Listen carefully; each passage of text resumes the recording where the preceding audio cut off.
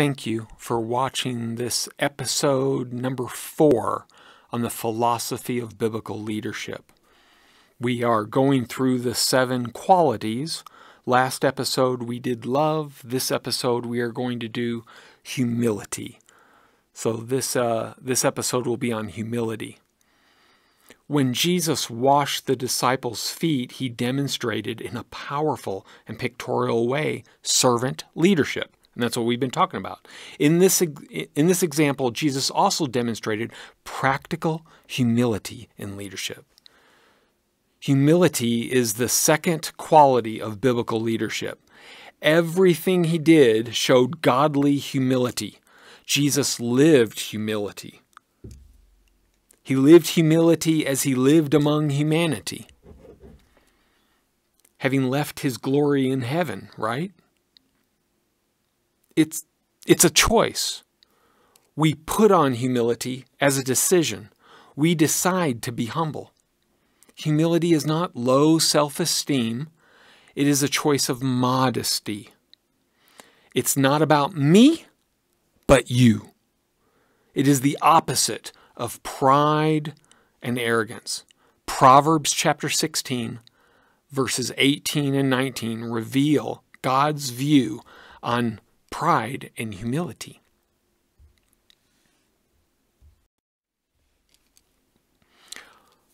Humble and servant go together. Humility and servant leader coexist.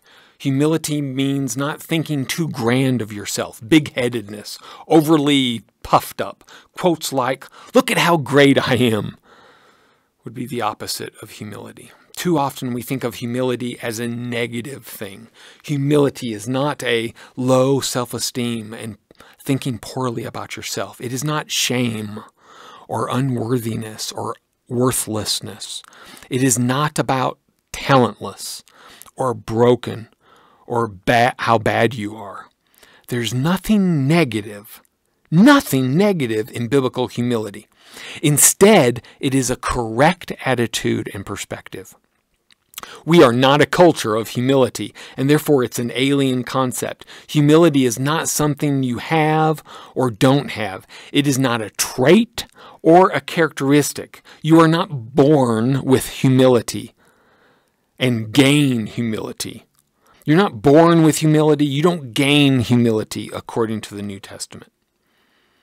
According to the Bible, humility is a choice. Philippians chapter 2, verse 3. Ephesians chapter 4, verses 1 through 3. And 1 Peter chapter 5, verse 5 declare it as a decision each of us gets to make. We resolve to be humble or prideful. Philippians chapter 2, verse 4 says, quote, "Do nothing from selfishness or empty conceit, but with humility of mind, regard one another as more important than yourselves. Do not merely look out for your own personal interests, but also the interests of others," unquote.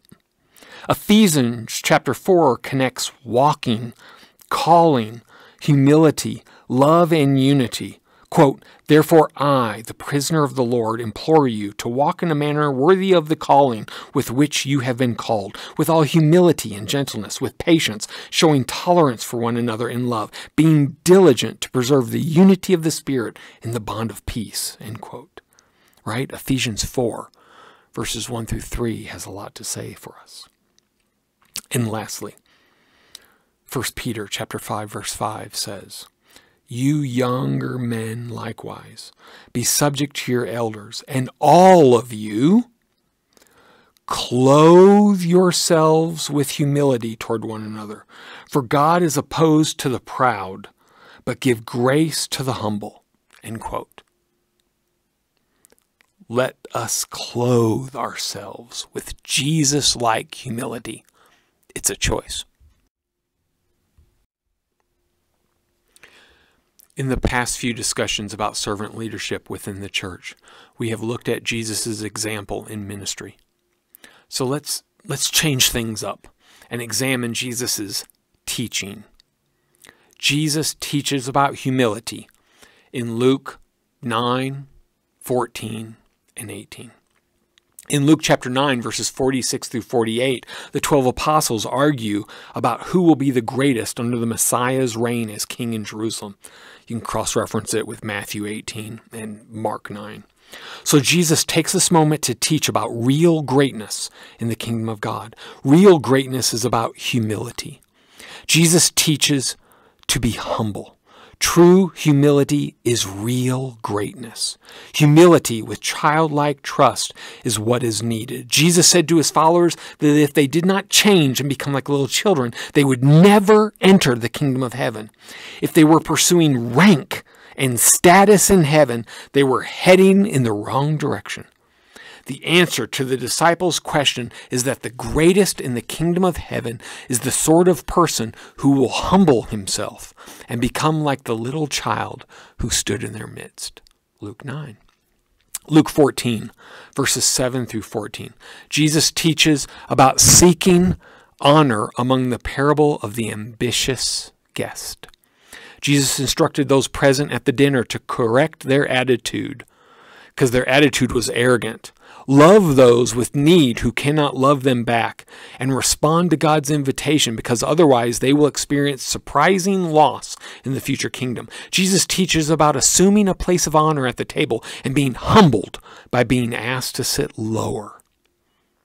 Better to sit at a place of humility at the table and being honored by being asked to sit higher.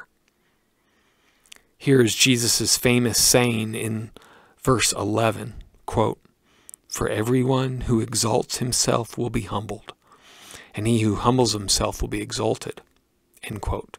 Right? We've all heard that. Jesus teaches to be humble and behave humbly, not assuming honor and reward. Luke 14. Lastly, let's look at Luke 18. In Luke 18, through the parable of the Pharisee and the tax gatherer, Jesus taught those who consider themselves to be righteous that externals do not justify a person, but a humble, repentant heart before God. It contrasts the physical position, the attitude, the prayer, and the results of two socially different Jews, the Pharisee versus the tax collector, with Jesus' famous statement in verse 14, quote, "For everyone who exalts himself will be humbled, and he who humbles himself will be exalted," end quote. Huh? Sound familiar? Jesus is teaching two big truths. Attitude in prayer matters greatly, and pride results in humiliation, while humility results in exaltation. Luke chapter 18, verses 9 through 14.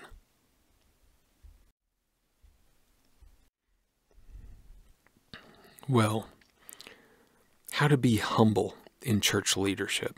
It's a huge topic. Spiritually, and from experience, I see three manners of leading with humility.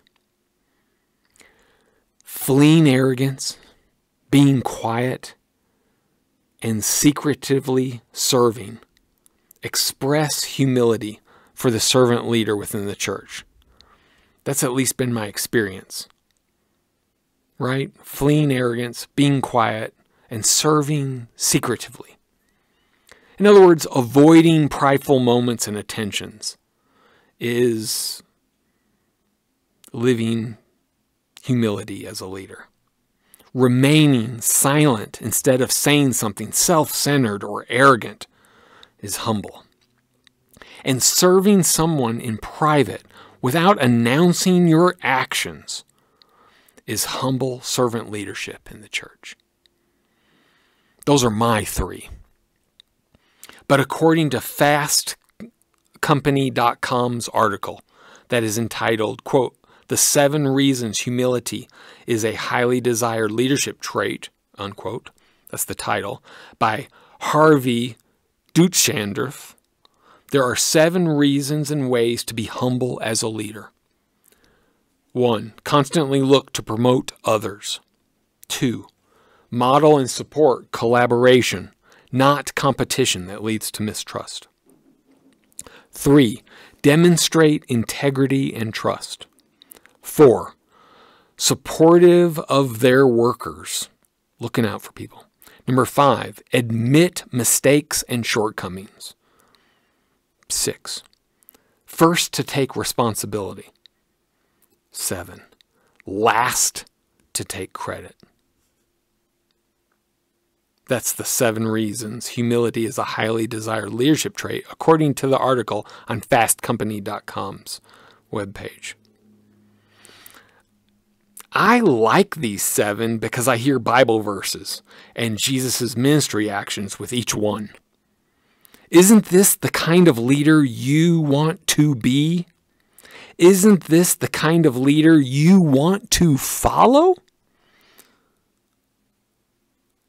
Isn't this the kind of humble servant leader we should all be aspiring to in our role in church leadership?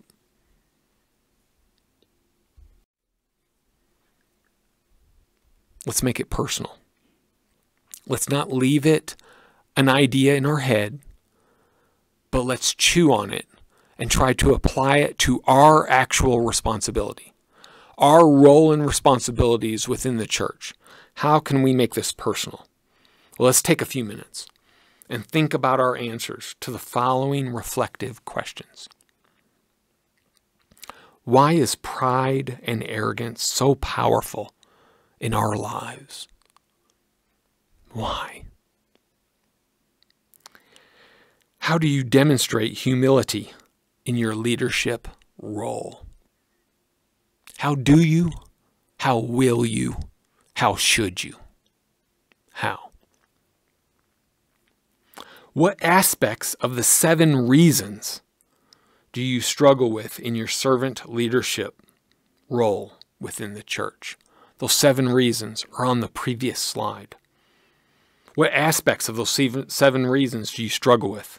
Promoting others, supportive collaboration, integrity, support the workers, admit mistakes, take responsibility, be the last person to take credit.